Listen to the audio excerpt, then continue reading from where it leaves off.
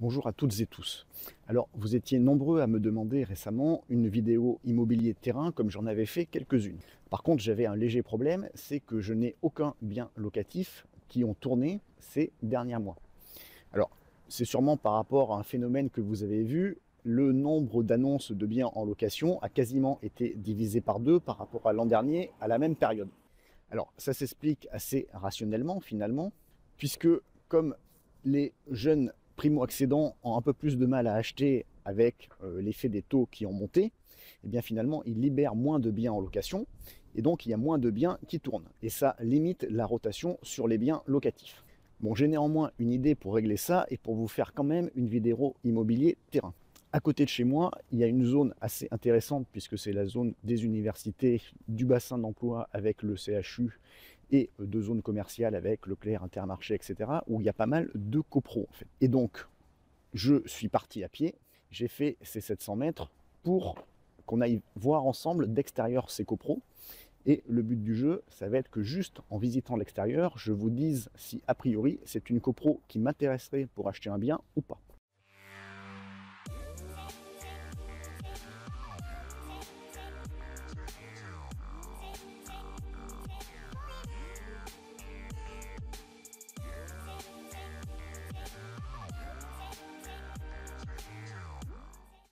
Alors je vous avoue que cette vidéo où je pars un peu dehors, c'était à la fois pour vous faire plaisir à vous qui vouliez une vidéo terrain. D'ailleurs, ça nous fait un petit retour aux sources comme mes premières vidéos où je me filmais comme ça en marchant avec la perche. Mais c'est aussi un peu, moi, mon petit plaisir parce que je tourne souvent en novembre parce que c'est les jours les plus courts, le temps n'est pas terrible. Mes vidéos YouTube intemporelles pour finalement vivre pleinement l'indépendance financière et pas avoir la contrainte au mois d'avril où je me dis je dois absolument faire une vidéo YouTube. Comme ça, on va dire j'ai mon stock minimum et puis après j'en fais que quand j'en ai envie. Mais là, d'habitude, voilà, je fais ça jusqu'à 15 h et puis après je pars dehors, je pars jouer au golf, etc. Malheureusement, depuis le début du mois, il pleut tous les jours. Et les rares jours comme aujourd'hui où il ne pleut pas, où il y a un rayon de soleil, je ne peux pas aller jouer au golf parce que malheureusement le terrain est tellement inondé qu'ils ont tout fermé. Donc je suis content grâce à vous d'aller prendre un peu l'air. Sur ce, on va arriver à la première copropriété que nous allons regarder en détail ensemble.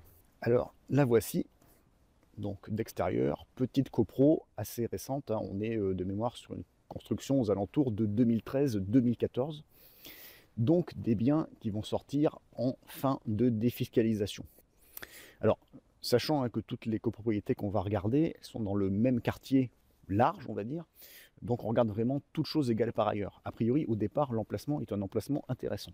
Bon, écoutez, ça c'est une copropriété qui est bien construite, qui est récente, donc on n'a pas les inconvénients de DPE, etc.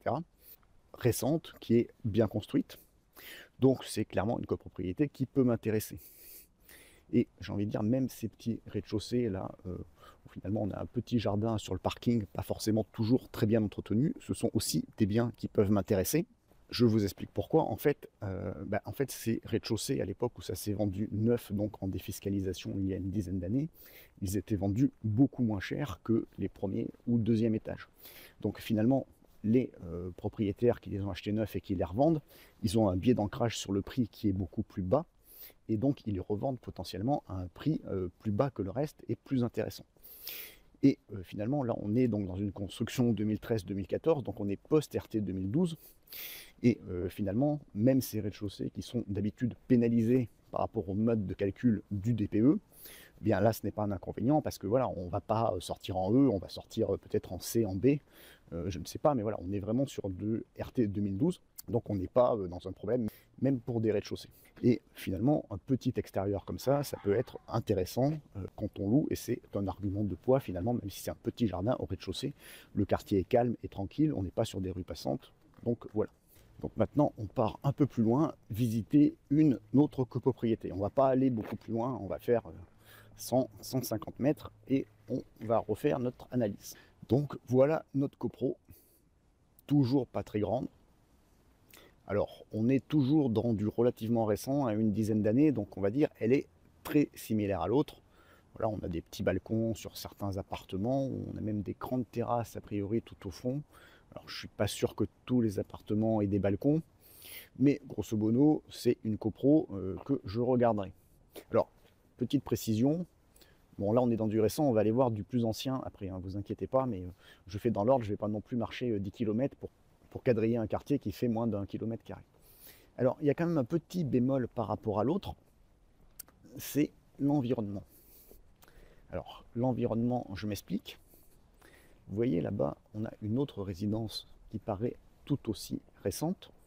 Mais en fait, quand on creuse et qu'on regarde, on s'aperçoit que c'est une résidence d'un organisme de logements sociaux.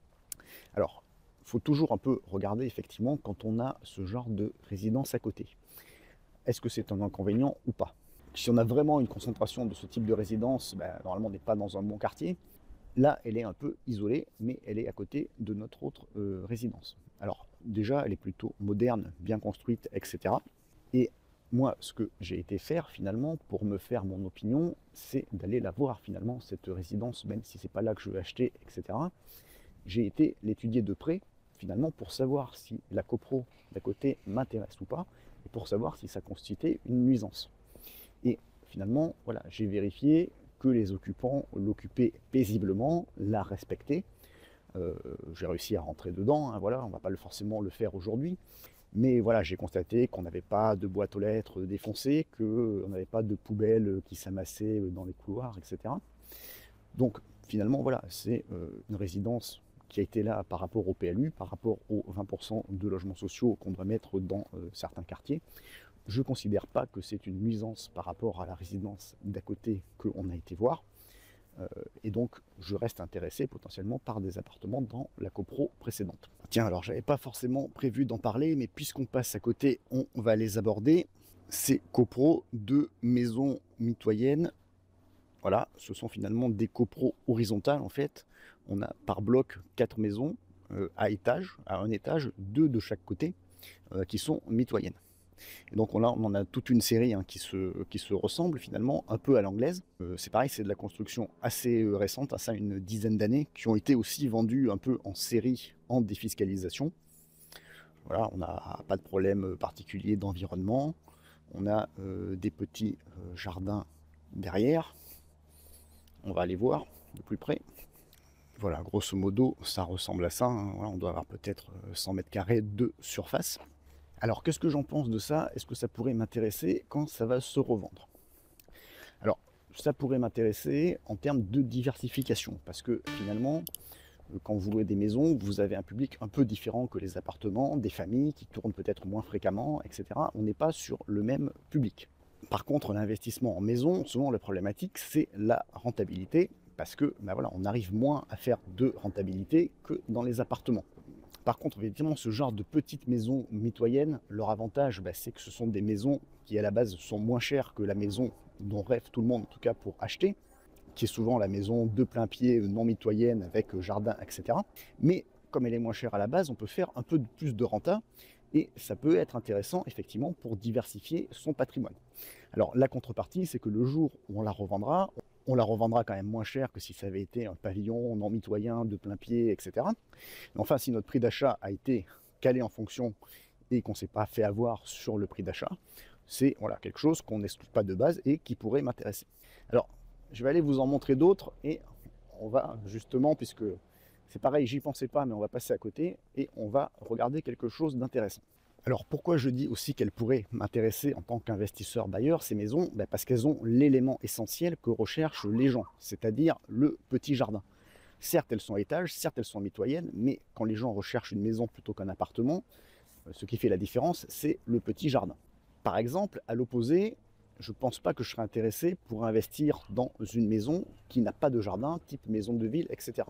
Parce que justement, j'aurais peur d'avoir qu'un choix de qualité de locataire qui s'est dégradé, me disant que finalement des gens qui font le choix d'une maison mais qui renoncent au jardin, eh bien c'est peut-être que voilà, on a une qualité de locataire moindre. Et moi, c'est un risque que je n'aurais pas envie de prendre, effectivement, sur un investissement type maison. Il faut aussi bien penser qu'un investissement type maison par rapport à un investissement type appartement, sauf si vous faites des grands appartements, etc., c'est souvent sur un même foyer plus d'enjeux pour vous. Si vous louez un appartement 500 € et une maison 800 €, finalement, si un jour vous avez un problème d'impayé, ben, vous allez préférer l'avoir sur l'appartement que sur la maison. Donc sur la maison, vous tenez quand même à avoir un choix de locataires et pas des locataires qui prennent votre bien par défaut. Alors là, j'ai fait 200 mètres depuis que je vous parle et on arrive sur un autre bloc de maisons mitoyennes, un peu du même type, voilà, avec devant les garages, là, comme on a vu, et puis derrière, on va voir, on a le petit jardin. Voilà. Eh bien, celle-là, en fait, elle ne m'intéresserait pas. Alors, vous n'allez pas comprendre pourquoi, vous allez vous dire, ce sont les mêmes qu'avant. Eh bien, en fait, il y a une explication. Si je lève un petit peu, je ne sais pas si vous voyez, mais on voit qu'elles sont juste dessous une ligne à très haute tension. Alors, certes, on a dit que ces maisons, ce n'était pas le rêve absolu des foyers qui cherchaient à investir en tant que primo-accédant, mais qu'elles convenaient très bien à la location. Mais par contre, il ne faut quand même pas vous couper de toutes vos possibilités le jour où vous allez envisager de la revendre. Ce genre de maison, le jour où vous allez envisager de la revendre, elle va quand même pouvoir intéresser des primo-accédants qui ont un budget un peu plus petit que justement la maison individuelle de plein plié avec un terrain plus grand, etc. Par contre, celle-là, là, avec la ligne très haute tension qui passe juste au-dessus, ça va déjà vous virer peut-être 30 ou 40% des acheteurs potentiels, mais ça va être d'ailleurs aussi le cas potentiellement sur les locataires potentiels qui vont avoir des craintes, pas que esthétiques, mais de santé pour leurs enfants, etc. Justifié ou non, hein, j'en sais rien. Mais en gros, moi voilà, c'est quelque chose, je me dis non, celle-là, j'y vais pas, c'est pas la peine de me rajouter un problème supplémentaire, même si j'avais une petite décote par rapport à l'autre, voilà, je n'ai pas envie d'y aller. En tout cas, c'est moi, la façon dont moi je raisonne. Bon, donc voilà, on a fini pour le très récent, on va dire, qui a été construit entre 2005 et 2015. On va aller maintenant baisser un petit peu, mais on va quand même rester dans du relativement récent dans un premier temps. On va aller voir un peu plus loin une résidence qui date de mémoire du début des années 2000. Alors on arrive sur place, je vous montre donc résidence à 3 étages, début des années 2000. Voilà, elle n'a pas une mauvaise tête. Des petits balcons, bon, elle donne sur la rue, mais qui est passante sans plus. On a un petit magasin de frais en face, une boulangerie snack au bout de la rue. Donc ça, souvent, ça rassure les parents qui ont peur que leur enfant étudiant se fasse des pâtes tous les jours. Donc c'est plutôt un bon point. Alors, est-ce que j'achèterai? Oui et non. En début de carrière immobilier, j'achète sans problème. Aujourd'hui, en fait, il y a quand même un petit inconvénient, là, c'est que cette façade-là, elle est vraiment plein nord. Au début, finalement, de mon parcours d'investisseur immobilier, acheter des appartements plein nord ne me gênait pas, et ça se loue, hein, il n'y a pas forcément de problème. Aujourd'hui, je suis arrivé à un moment donné où je veux faire vraiment que de la qualité un peu plus, enfin, sans faire forcément de l'hyper patrimonial, mais je suis plus exigeant, on va dire. Et donc, aujourd'hui, en fait, je serai OK pour acheter dans cette résidence uniquement si c'est sur l'autre façade qui, elle, est plein sud. On va aller voir juste pour se donner une petite idée de ce que donne cette façade qui est plein sud. Alors, je ne sais pas si avec le téléphone comme ça en hiver, vous allez vous rendre compte un peu de la différence de luminosité. Mais bon, je vous montre quand même rapidement. Voilà un peu cette autre façade qui, elle, est au sud. Bon, sachant que dans cette résidence, on a des parkings aériens. Donc voilà, quand je préciserai si jamais il n'y en a pas, mais voilà, là, ce n'était pas forcément un critère. Il y a le parking, il n'y a pas de problème particulier. Alors, on va maintenant aller voir 3 résidences qui sont plus de l'ancien pour voir les conclusions qu'on en tire. Parce que voilà, je n'achète pas forcément que dans du récent, il peut y avoir des opportunités également dans du plus ancien. Et d'ailleurs, on va même aller en voir 5 parce que finalement, je ne pensais plus, mais sur le chemin vers ces 3 résidences, il y en a aussi 2 autres récentes. Et je pense qu'on va pouvoir regarder des conclusions assez intéressantes dessus également. Alors, je précise aussi que je vous les montre que de l'extérieur. On ne rentre pas dans les résidences. Parce que, évidemment, si j'attends d'arriver à rentrer, on va le passer l'après-midi. Mais moi, je suis rentré dans toutes ces résidences que je vous montre quasiment. Je me suis toujours débrouillé au gré de mes promenades, de mes recherches, etc., à rentrer dedans, à juger un peu de la qualité des communs, de comment c'était fait à l'intérieur, etc. Éventuellement de discuter avec des gens que je croisais. Et ça, certains ne s'en rendent pas compte, mais c'est un avantage concurrentiel énorme pour l'investisseur immobilier. Parce que le jour, quand quelque chose d'intéressant dans ces résidences va sortir, vous, si vous les connaissez, si vous savez déjà à la base si elles vous intéressent ou pas, déjà vous allez gagner un temps précieux quand elle ne vous intéresse pas et le faire gagner à tout le monde, notamment aux agents que vous aurez dans votre poche, mais surtout sur l'autre face de la pièce, quand ça vous intéresse, vous aurez plus de chances d'être réactif et d'être le premier sur le coup, parce que voilà, votre enquête de copro, etc., elle aura déjà été faite avant. Et dans les quartiers qui vous intéressent de votre ville, c'est ceux-là que vous devez bien connaître. Je vous conseille, même quand il n'y a rien à vendre, de visiter comme ça des copros, de les regarder d'extérieur et de repérer les copros qui vous intéressent le plus pour être prêt. Alors, je parlais des 2 copros récentes, là, en allant vers les plus anciennes. Donc, on va y jeter un œil tout de suite. Donc, on arrive sur la première de ces copros un peu plus récentes, hein, on voit. Donc, on est toujours sur une construction au début des années 2010, un peu plus tard même peut-être. Donc là, on a une particularité d'avoir surtout des petits appartements, T2 de type 30-35 mètres carrés, mais avec des grands balcons, voire sur tout le dernier étage, des très grandes terrasses qui parfois sont aussi grandes que l'appartement. On voit, attention au bruit, on est dans un endroit un peu plus bruyant, carrefour, passage, surtout à l'heure où je suis, où on est aux alentours de 16h30, 17h. Alors, qu'en pensez ? Alors déjà, vous allez me dire comment je sais que ce ne sont que des petits appartements. Eh bien, parce que le jour où je suis rentré, j'ai discuté avec les gens, justement. Et donc, je le sais. Qu'est-ce que j'en pense ? Eh bien, finalement, là, voilà, je trouve que c'est intéressant pour un profil étudiant. Parce que, voilà, le côté un petit peu bruyant à cette heure-ci, ils n'en auront pas grand-chose à faire. On a des appartements, finalement, où ils ont quelque chose de vraiment atypique que vous allez pouvoir différencier. L'étudiant à qui vous proposez un T2, même s'il est un peu petit, de style 30-35 mètres carrés, mais que vous lui proposez une terrasse de 35 mètres carrés, même s'il s'en servira qu'au printemps, etc., il va tout de suite se voir qu'il va pouvoir en profiter avec les copains, réviser dehors, etc. Alors, bon, il faudra vérifier que ça ne fait pas trop de nuisances, etc. Mais moi, à la base, c'est plutôt quelque chose qui m'intéresse pour le côté différenciation.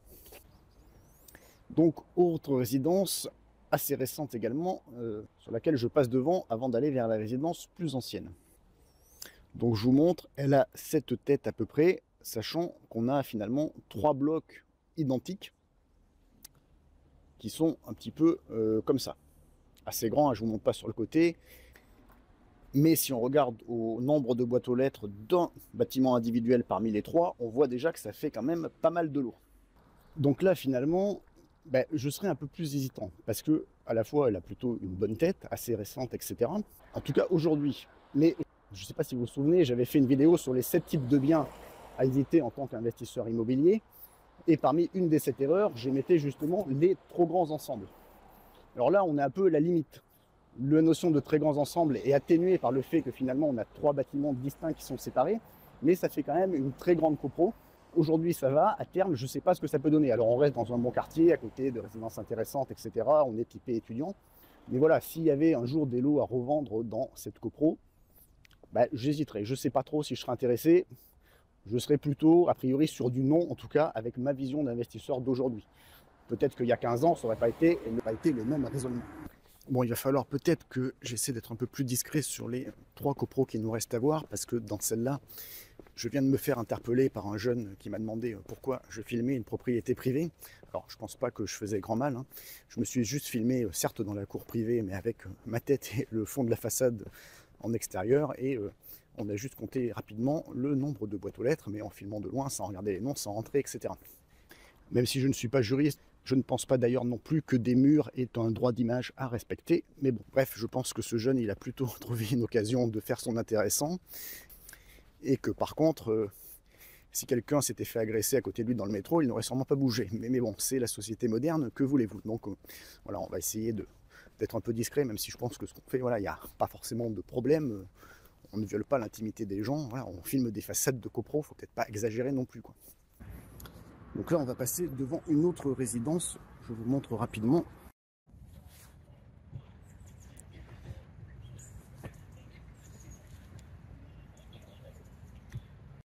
Donc là, on était plus sur de l'ancien. Alors, elle est bien placée parce qu'elle est à 20 mètres de la fac de médecine, cette résidence.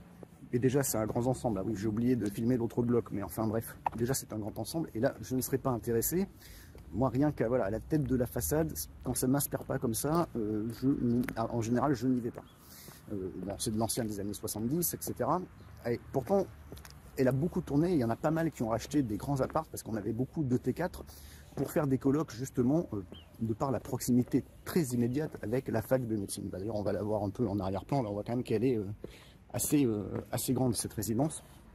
Bon, voilà, moi c'est ce genre de copro là, sur ça, en tout cas, je n'irai pas par rapport au profil de ce que je recherche.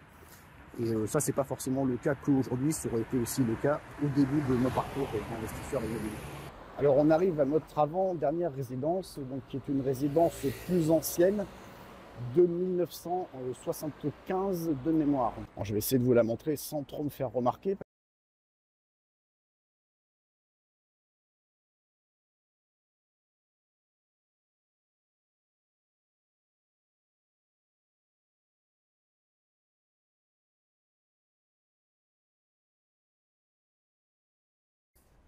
Donc voilà, on a c'est une résidence où on a 16 appartements, de mémoire c'est tous des T2, avec des petits balcons et des garages en dessous, donc petite copro.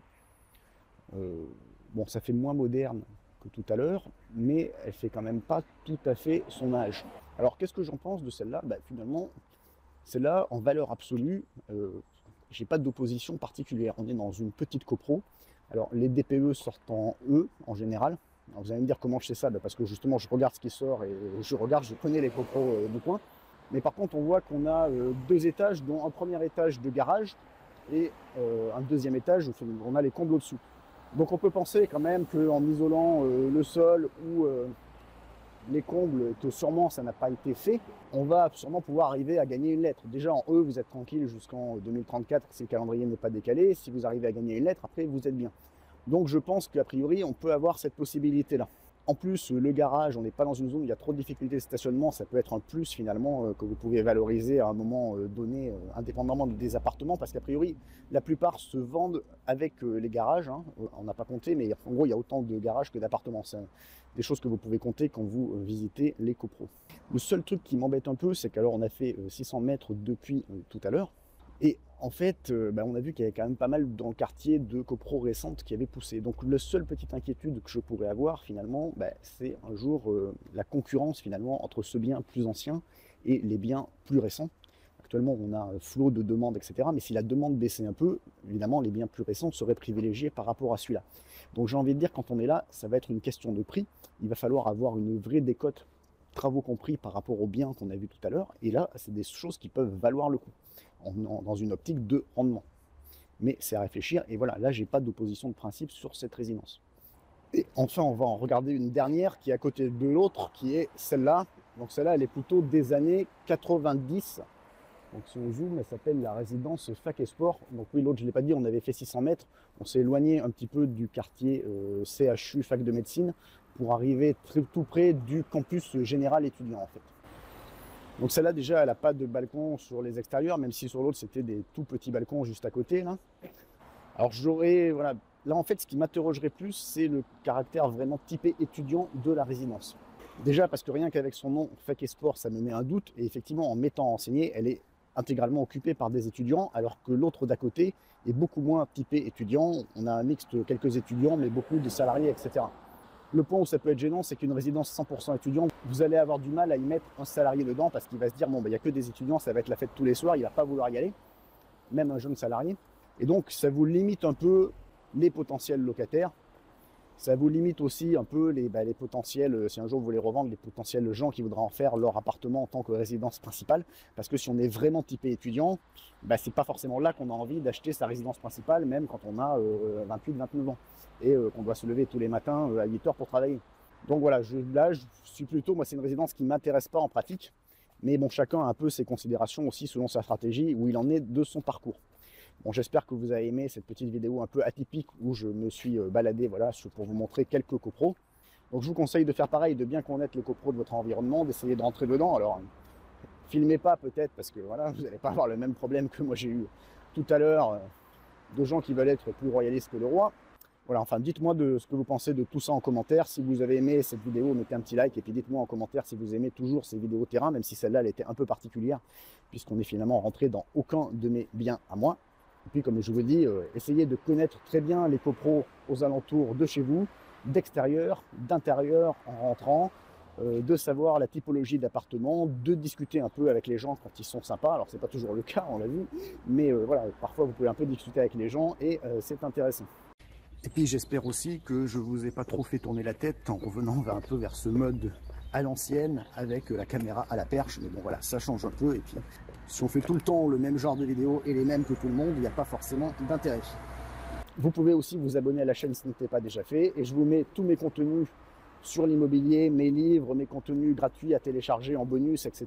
dans la description de la vidéo. À bientôt sur Blog Mes Investissements et sur la chaîne YouTube associée.